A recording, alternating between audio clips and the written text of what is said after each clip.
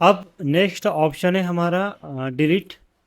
Delete से हम किसी भी सिलेक्शन एरिया को डिलीट कर सकते हैं। लाइक सपोज मैंने ये ट्रायंगल बनाया, अब मैं ये ट्रायंगल डिलीट करना चाहता हूँ। तो सबसे पहले मैं इस ट्रायंगल को सेलेक्ट करूँगा। सेलेक्ट करने के बाद हम यहाँ से इस सिलेक्शन एरिया को डिलीट कर सकते हैं। तो ये था डिलीट। अब इसके बाद नेक्स्ट ऑप्शन जो है वो है ट्रांसपेरेंट सिलेक्शन। ट्रांसपेरेंट सिलेक्शन को समझाने के लिए मैं यहाँ पे कुछ ड्रा कर लेता हूँ। अब रेक्टेंगल सिलेक्शन के द्वारा मैं इसे सेलेक्ट कर लेता हूँ। सेलेक्ट करने के बाद हम कॉपी या कट करके इसे पेस्ट करेंगे। अब पेस्ट करने के बाद आप देख सकते हैं यहाँ पे ये जो वाइट एरिया है ये भी कॉपी हुआ है। और ओके गाइस, तो अब आप देख सकते हैं कि यहाँ पे जो वाइट एरिया है, ये वाइट एरिया हमारे इस एरिया को डिस्ट्रैक्ट कर रहे हैं। मतलब यहाँ से ये ट्रांसपेरेंट नहीं हो रहा है, क्योंकि हमने जब इस एरिया को कॉपी करके पेस्ट किए हैं तो साथ में ये वाला एरिया भी कॉपी होकर पेस्ट हुआ है। अब हम चाहते हैं कि ये एरिया ट्रांसपेरेंट हो जाए और ये जो एरिया है इसके पीछे चला जाए, ट्रांसपेरेंट हो जाए, अर्थात ये हमें दिखे ना। ठीक, तब हम इसका यूज़ करते हैं। अब हम जाएंगे सिलेक्शन में और ट्रांसपेरेंट सिलेक्शन को क्लिक करेंगे। अब आप देख सकते हैं कि ये हमें डिस्टर्ब बिल्कुल नहीं करेगा। अब जो वाइट एरिया था वो ट्रांसपेरेंट हो गया है। अब हम इन दोनों सर्कल को इजीली कनेक्ट कर सकते हैं, जोड़ सकते हैं। तो ये है ट्रांसपेरेंट। आई होप आपको ये समझ में आया होगा। अब आगे बढ़ते हैं। अब इमेज ग्रुप का नेक्स्ट ऑप्शन है क्रॉप। क्रॉप का मतलब होता है काटना। अगर हम किसी शेप को या बनाए हुए ड्राइंग एरिया को क्रॉप करना चाहते हैं, किसी पर्टिकुलर एरिया को, तो हम सबसे पहले सेलेक्ट करेंगे। उतने ही एरिया को सेलेक्ट करें जितने एरिया को आपको क्रॉप करना है, काटना है। तो अभी मुझे फ़िलहाल इतने ही एरिया को क्रॉप करना है, अर्थात इतने एरिया को बचा के रखना है। ये बाकी का आउट एरिया जो है ये हट जाएगा, जो सिलेक्शन की इनसाइड है वो बचेगा। अब सिलेक्शन करने के बाद हमें क्रॉप पे जाना है और क्लिक करना है। अब आप देख सकते हैं क्रॉप हो गया है, बाकी का एरिया हट चुका है और जितना सिलेक्शन हमने किया था वो एरिया बच चुका है। अंडू कर लेता हूँ। अब नेक्स्ट ऑप्शन जो है, सॉरी, क्रॉप का शॉर्टकट की है control plus shift plus x.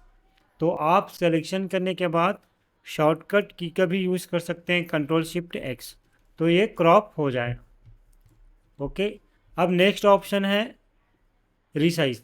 तो रीसाइज में होता क्या है, हम अपने वर्किंग एरिया या कैनवास को जिसमें हम ड्राइंग करते हैं, ड्राइंग एरिया की साइज़ को रीसाइज कर सकते हैं। तो अभी हम इसकी साइज़ देख लेते हैं कितना है।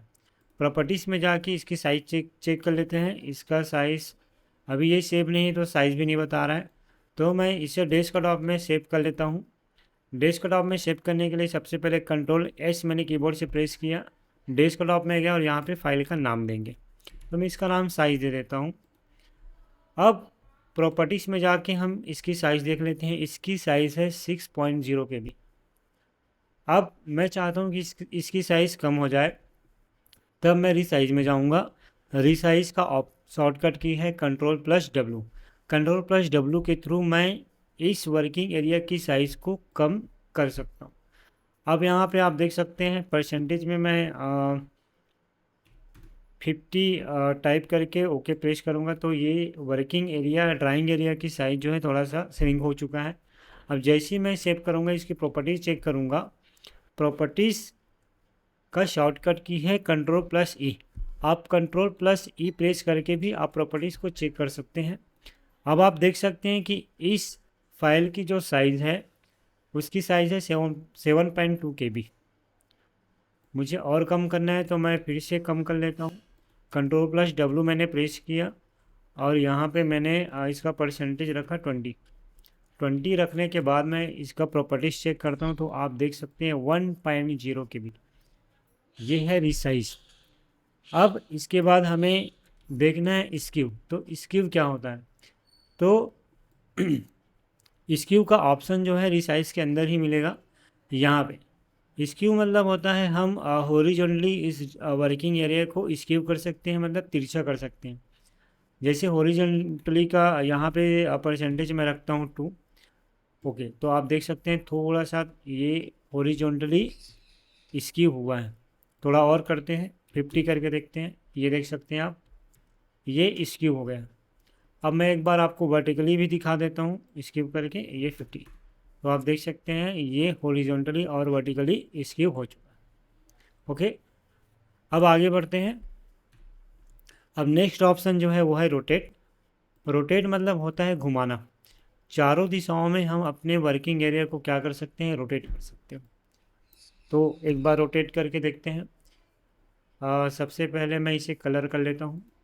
अब मैं यहाँ पे कुछ और थोड़ा सा काम कर लेता हूँ ताकि आपको रोटेशन दिखे। ठीक है, चलिए जी, ये हमने बनाया। अब ये बनाने के बाद मैं इस सर्कल को क्या करूँगा? रोटेट करूँगा। रोटेट मतलब घुमाना। अब देखो मैं इस सिलेक्शन एरिया को क्या करूँगा? रोटेट करूँगा। तो सबसे पहले मैं सेलेक्ट कर लेता हूँ। सेलेक्ट करने के बाद हम इस सिलेक्शन पार्ट को रोटेट राइट 90 डिग्री, ये देख सकते हैं 90 डिग्री रोटेट हो चुका है। रोटेट करेगा लेफ़्ट साइड 90 डिग्री, तो लेफ़्ट साइड रोटेट होगा। इसी प्रकार से हम रोटेट 180 डिग्री कर सकते हैं। रोटेट फ्लिप वर्टिकली और ये फ्लिप हॉरिजॉन्टली। ओके, अब इसी चीज़ को मैं इमेज पे एक बार और एक्सप्लेन करना चाहूँगा। किसी भी इमेज को मैं एक बार ओपन कर लेता हूँ, जैसे ये अपना इमेज ओपन कर लेता हूँ। अब इस इमेज को मुझे रोटेट करना है, तो देख सकते हैं आप, रोटेट करूँगा राइट साइड, ये राइट साइड रोटेट हो चुका है। रोटेट करूँगा लेफ़्ट साइड 90 डिग्री, तो ये लेफ़्ट साइड रोटेट होगा।